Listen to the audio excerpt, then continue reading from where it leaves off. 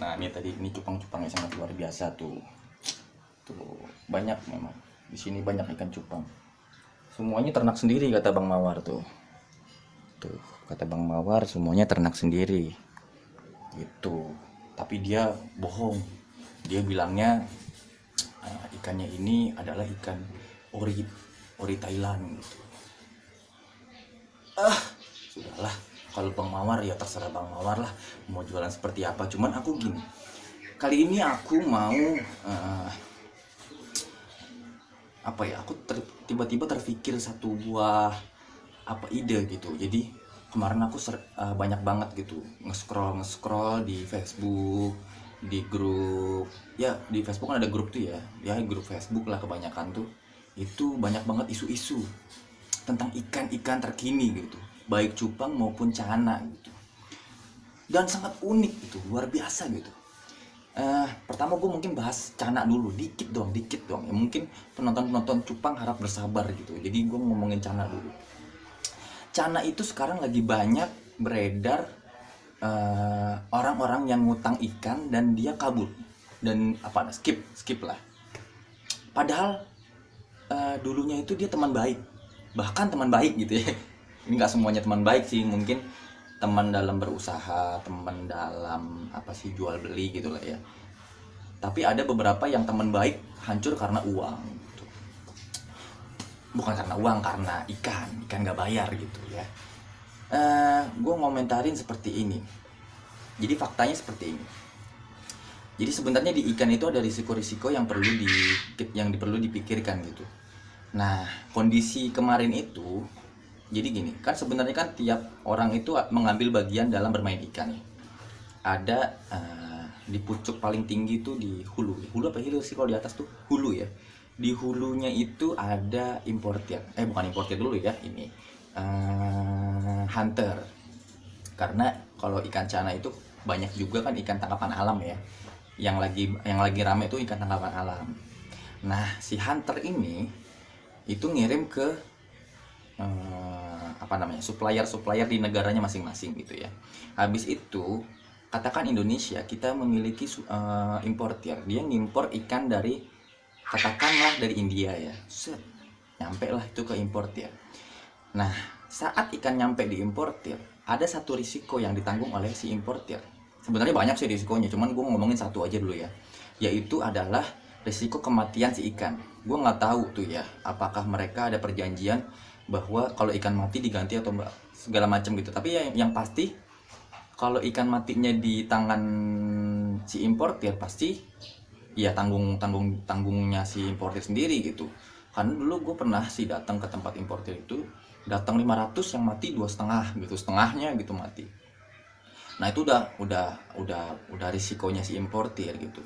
Habis itu si importir kan nggak mau megang risiko itu ya kan, makanya dia cari supplier, ibaratnya top seller lah, yang bisa ngumpulin ikan gitu ya, yang punya duit banyak lah. Nah yang punya duit banyak ini, katakanlah supplier, dia akan ngambil ikan di importir. Nah gue nggak tahu juga tuh dia ngambil secara cash atau cicilan, gue juga nggak tahu, itu kan ini ya urusan mereka ya. Cuman intinya dia ngambil ikan ke importir. Nah jatuhnya kan tuh ikan pindah dong dari tangan importir ke tangan si supplier ini. Bukan supplier lah ya, distributor lah ya, apa ya istilahnya ya, top seller lah ya. Nah di top seller ini dia juga nggak mau dong ngambil risiko kematian ya kan.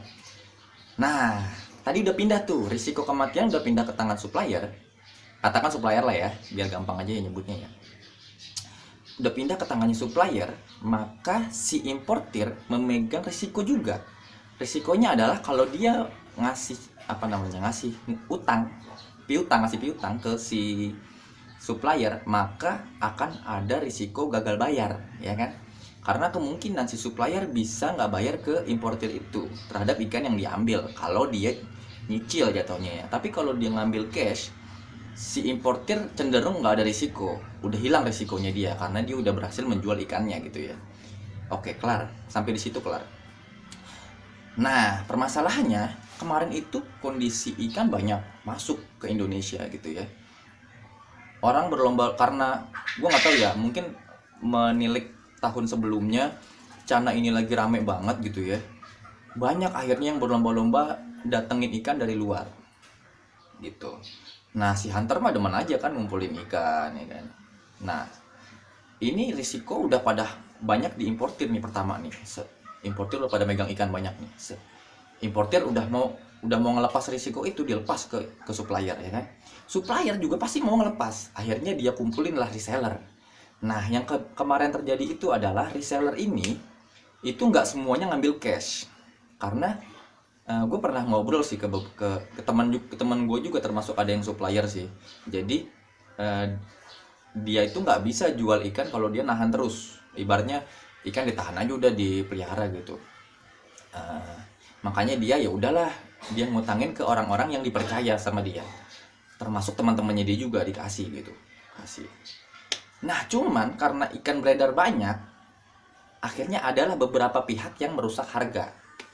Nah gua nggak ngomongin masalah orang-orang yang merusak harga ya, ini ada hubungannya juga. Ini ada, maksudnya ceritanya mirip juga sama yang pemain cupang, apa isu di ikan cupang ya.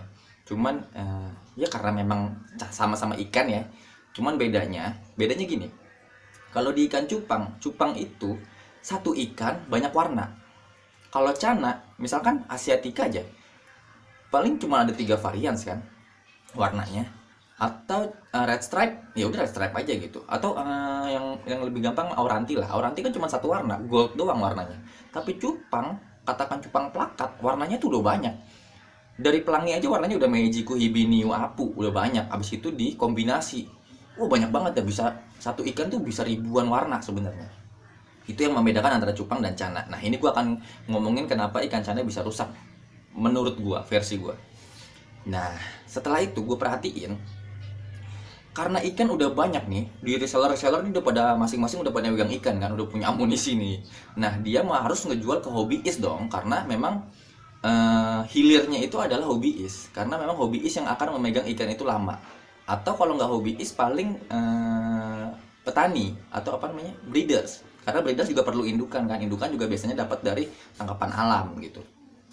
Setelah beredar banyak, nah ini semakin panas nih ya kan, karena ikan banyak, akhirnya semua berlomba-lomba gimana caranya ikannya harus kejual, karena dia, gue yakin pakai modal beli ikannya ya kan.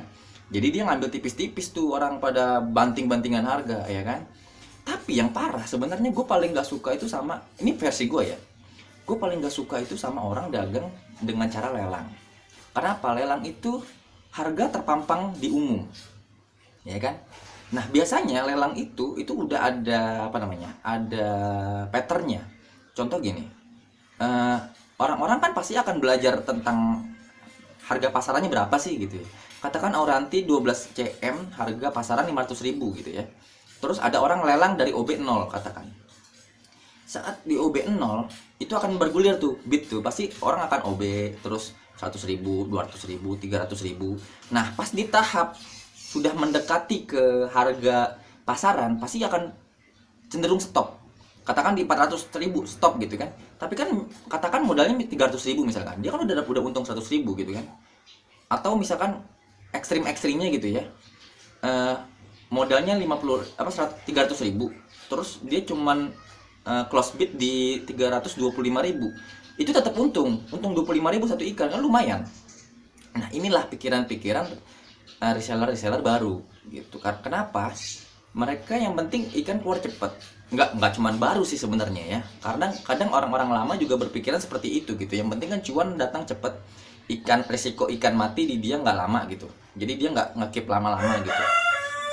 Nah itulah yang membuat menurut gua akhirnya orang nggak mau beli di reseller yang jual tidak lelang ya kan.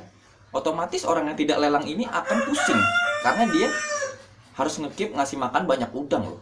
Kayak ikan cana tuh makanya udang, wah mahal-mahal, makanya mahal-mahal, karena memang itu termasuk ikan yang harusnya mahal banget ya. Karena gue ngasih makan katakan tahunan udang 1 kilo itu gue paling cuma sebulan sekilo loh. Hitung aja kalau gue melihara 2 tahun berapa tuh habisnya ya kan. Kalau gue jual nggak jauh dari modal, bisa modal gue bangkrut gitu. Makanya gue mengakali itu dengan gue ngebreed. karena dengan ngebreed gue bisa punya anak itu berlipat-lipat ganda gitu. Apakah semua harus ngebreed? Enggak juga. Sebenarnya nggak semua harus ngebreed. Banyak orang yang nggak bisa ngebreed juga jangan dipaksakan gitu. Kalau mau belajar nggak apa-apa, kalau emang mau ngebreed juga nggak apa-apa. Ikan banyak nggak masalah gitu. Malah lebih enak kalau ikan banyak kita bisa oper ke tempat lain gitu kan. Cuman masalahnya ini, saat banyak orang yang berputus asa dalam berjualan, katakan dia akhirnya melelang gitu. Menurut gua lelang itu adalah suatu hal yang sudah putus asa gitu, udah nggak bisa, udah gue udah penat gitu megangnya ikan, udahlah gue lelang aja gitu biar cepet laku. Biasanya juga banyak OB-nya itu OB modal. Jadi orang udah kebaca gitu, oh OB-nya 250, oh berarti modalnya dia 250 nih. Dia ada yang ngebit satu kali aja, udah untung gitu. Nah itu di Cana gitu. Rusak, harga rusak. Itu menurut gua ya. Lalu kalau di Jepang masalah merusak harga itu udah isu dari dulu lah, udah lama lah, udah bosen dengerinnya. Cuman yang lagi ramai ini sekarang tuh adalah sedang tahu, gue belum selesai ya yang Cana tadi. Jadi gimana solusinya? Versi gua solusinya adalah gua nggak tahu sih para pemain ikan ini mau sabar apa enggak gitu. Kalau nggak sabar ya akan cepet selesai. Banyak kok yang cepat selesai kayak reptil kan juga dulu begitu kan modelnya, karena cenderung lebih nggak sabar dalam ngekip ya. Sebenarnya gue mencoba lah menyarankan ke teman-teman gitu, kalau yang namanya main barang hobi, menurut gue kita jangan ngikutin si pembeli dan jangan ngikutin si importir gitu. Kalau importir katakan nyetok ikan banyak, ya udah biarin gitu, dia nyetok biarin, tapi kita beli seperlunya kita. Menurut gua nih ya, gua bukannya mau ngejurumusin biar supaya kita nggak beli ke importir terus, nggak gitu. Cuman menurut gua biarin mereka mau nyetok banyak, ya udah kita nyetok seperlunya kita. Karena gini, di dalam ekonomi ya, bahas ekonomi ini serius. Misalkan gini, gua jualan beras, katakan gua produksi 1 ton. Saat 1 ton gue dapat keuntungan nih. Gue jualan di ini misalkan di daerah Jabodetabek ya, 1 ton gue dapat keuntungan. Habis itu setelah beberapa lama gue berpikir gue mau banyakin nih, tapi gue nggak menambah pasarnya gitu. Jadi gue main di pasar itu juga gitu, di ibarat kata di Jabodetabek juga, gue nggak memperluas jaringan gitu. Itu gue akan mati. Karena kenapa? Karena gue memproduksi lebih banyak, tapi gue menjual hanya itu aja. Katakan gue cuma berkapasitas 1 ton menjualnya laku. Saat gue naikin jadi 2 ton, yang 1 ton itu nggak akan laku. Karena memang gue hanya mampu jual 1 ton aja gitu. Jadi menurut gue jangan serakah juga. Kadang-kadang orang udah enak jual nih, oh udah gue tambah lagi volumenya, tapi nggak mikirin pasarnya ada nggak gitu. Saat pasarnya nggak ada, lu nambah produksi, sama aja lu bunuh diri gitu. Kayak gue nih, gue ternak misalkan seminggu 5 pasang, terus gue mampu ngejual habis tuh 5 pasang itu. Tapi saat gue nambahin pasangan lagi gitu, katakan akhirnya sampai 20 pasang, malah saat 20 pasang gue nggak laku gitu. Gue cuma bisa ngejual yang 5 pasang itu. Gue kan habis di kosnya, karena gue harus ngasih makan, gue harus beli pakan dan segala macem, nguras airnya gue ganti berkala kayak gitu. Jadi menurut gua kayak gitu tuh, itu solusi buat pemain Cana juga dan pemain cupang juga. Jadi kapasitas kita berapa, ya udah kita main segitu. Terus yang berikutnya kita ya udahlah kita keep aja gitu, jangan terlalu terburu-buru ngejual di bawah harga gitu. Bukan di bawah harga ya, pasan dengan modal gitu. Jadi menurut gue sabar aja gitu, karena kita main barang hobi itu harus sabar. Jadi nggak bisa dadet gitu. Boleh sih dadet tapi mikir juga gitu. Menurut gue sih begitu. Ibaratnya masing-masing itu sadar diri gitu. Misalkan gini, si supplier kapasitasnya cuma bisa ngejual 100 ekor, ya udah beli 100 ekor aja gitu. Terus si reseller juga begitu. Jangan overconfidence menurut gue. Kadang-kadang gini, gue sekali misalkan gini, gue pertama jual gue udah enak nih, cepet nih gue ngejual nih. Habis itu ya udahlah gue ngutang lah sama supplier, ngutang. Gue ngambil katakan 100 juta buat ikan berapa biji kayak gitu, terus gue ngejual gitu, ternyata nggak laku, kan repot gitu. Jadi kalau memang kita punya uang cuma 2 juta katakan, ya udah belanja aja 2 juta, kita kembangin gitu, dari 2 juta itu kita kembangin. Beli 2 juta, terus jual, ntar dapat berapa misalkan, jadi 3 juta. Udah, misalkan tiap seminggu kita dapat uangnya balik gitu. Udah tiap seminggu kita belanjain 2 juta, 2 juta, 2 juta. Ntar lama-lama tuh kita dapat investasinya berkembang gitu. Enggak akan 2 juta doang, karena kan dari 2 juta kita punya keuntungan nih. Keuntungan ini dikumpulin gitu. Yang kita belanjain yang 2 juta ini aja gitu. Kadang-kadang orang kayak itu sih, overconfidence gitu. Saat lagi enak nih, lagi rame nih, terus deketin supplier, terus suppliernya enak lagi kan, bang gua ngutang dulu dah bang, nggak apa-apa bang, ikan kirim ke gua, nggak taunya mati lah. Terus makannya kebanyakan, kalau makannya kebanyakan kan kosnya juga habis gitu kan. Akhirnya uang keuntungan buat belanja, buat beliin makan itu, terus kalau kejualnya cepat, kalau kejualnya lama, akhirnya buat kebutuhan kita kepake. Yang lucu nih, kemarin tuh sempat ngobrolin juga sih ke teman gue supplier kan. Yang lucu nih, misalkan dia ngambil ikan 15 juta, harusnya kan gini, ikan kejual habis gitu ya, yang minimal kalau kepake cuma 1 juta lah, balikin 14 juta. Ini enggak, 15 juta aja nggak kepake. Coba kepake buat apa? Kadang-kadang kamu suka aneh gitu. Nah itulah kalau di Cana gitu isunya. Sebenarnya bisa dipakai juga di ikan cupang ya. Cuman gini, kalau ikan cupang itu isu yang seperti itu udah, seperti tadi gue bilang kan, sudah bosan lah ngomongin masalah masalah yang kayak gitu ya, yang orang utang segala macam. Dulu itu malah sampai iri-irian, dengki-dengkian, kayak orang jual di sana di report, perang report.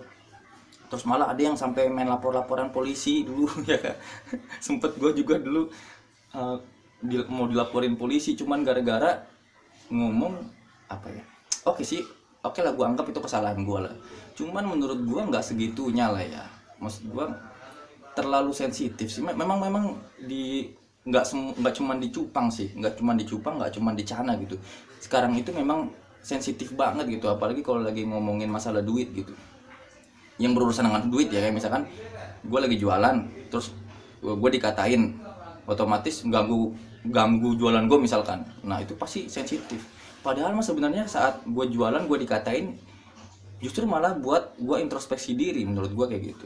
Nah sekarang itu isunya itu lebih ke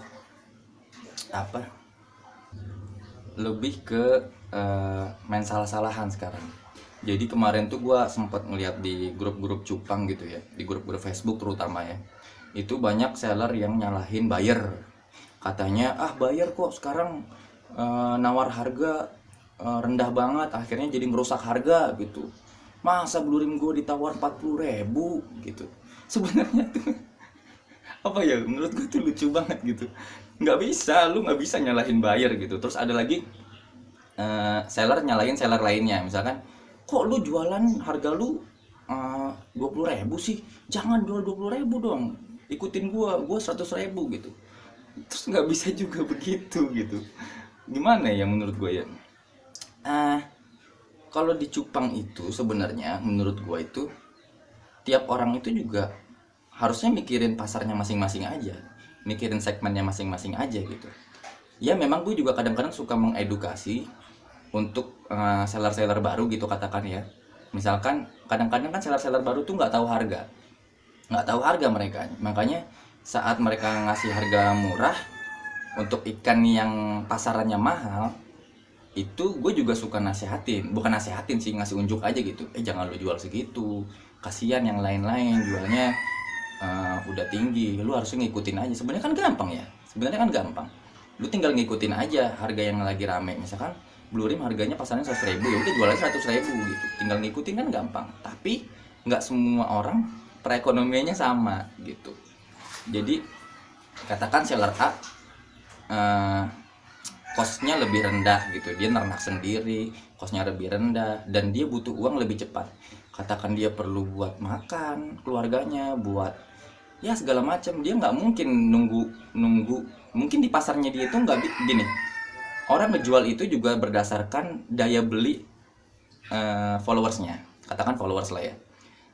Saat dia jualan misalkan di rumah nih, misalkan rumah gue di Bojonggede, di Tanah Baru Bojonggede gitu ya, katakan di Tanah Baru gue jualan, gue nggak bisa ngasih harga lebih dari 50.000, karena misalkan di daerah Bojonggede itu penghasilannya itu rendah katakan, jadi orang kalau mau belanja di atas 50.000 itu takut-takut dan bahkan cenderung nggak mau beli gitu. Jadi ya gue sebagai orang yang dagang di daerah Bojonggede, gue berpikir bahwa ya udah paling tinggi maksimal gue hargain 50.000 gitu, contohnya kayak gitu. Jadi menurut gue masing-masing juga pasti punya punya harga di tokonya masing-masing. Itu kalau cupang ya, beda dengan cana tangkapan alam atau wild beta yang tangkapan alam juga mungkin beda perhitungannya. Karena kenapa? Karena yang tangkapan alam itu kan ada cost, kayak misalkan dari huntersnya ke importir dan segala macam, itu pasti udah ada modalnya berapa gitu. Nah itu tinggal naikin di atas modal aja sih. Beda sama cupang yang kita ternak sendiri. Kalau cupang yang ternak sendiri cenderung bebas mau ngasih harga berapa, tapi harus dipikirin juga gitu. Kalau teman-teman mau ngikutin orang yang jualan misalkan jutaan gitu ya, boleh-boleh aja gitu, tapi rela sabar apa enggak gitu. Kadang-kadang kan yang akhirnya yang tidak mampu menjual dengan harga tinggi ikut-ikutan, malah hanya kayak apa sih, cuman ikut-ikut ngeramein dan ternyata enggak faktanya enggak seperti itu gitu. Jadi mending kita lebih sabar lah. Misalkan kalau memang mau jual jutaan ya udah kita posting, kita kasih harga segitu, memang ikannya luar biasa bagus dan jarang orang punya gitu, kita namain sendiri dah katakan gitu ya. Nah itu boleh-boleh aja sih, sah-sah aja gitu. Terus ada yang mau ngasih harga murah karena memang di daerahnya dia ikan harganya murah, terus perawatannya menurut dia nggak terlalu susah dan segala macam, ya bebas-bebas aja gitu. Tapi kembali lagi, gue tidak menganjurkan, karena gue balik lagi ya, ini menurut pendapat gue aja, bahwa gue dari dulu sampai kapanpun akan berpegang teguh bahwa yang namanya lelang itu kurang bagus untuk berdagang. Kenapa? Karena kita kan juga gambling di situ ya. Masa kita udah usaha gambling, terus jualannya juga gambling gitu.